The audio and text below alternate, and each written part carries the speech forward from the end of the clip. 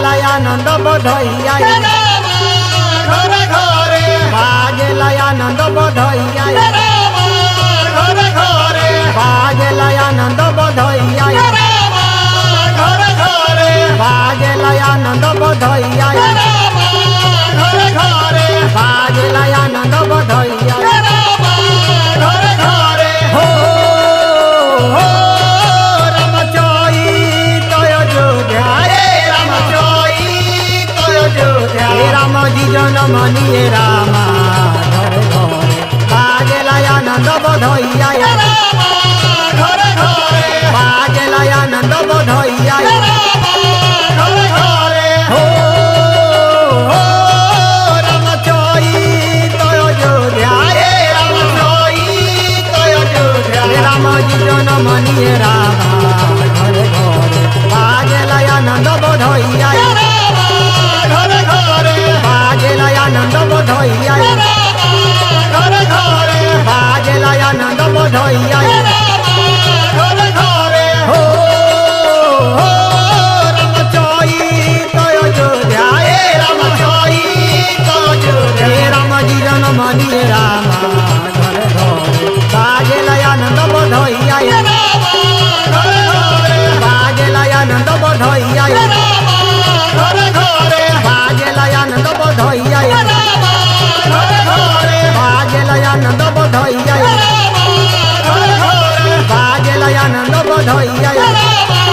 घरे घरे बाजेला आनंद बधैया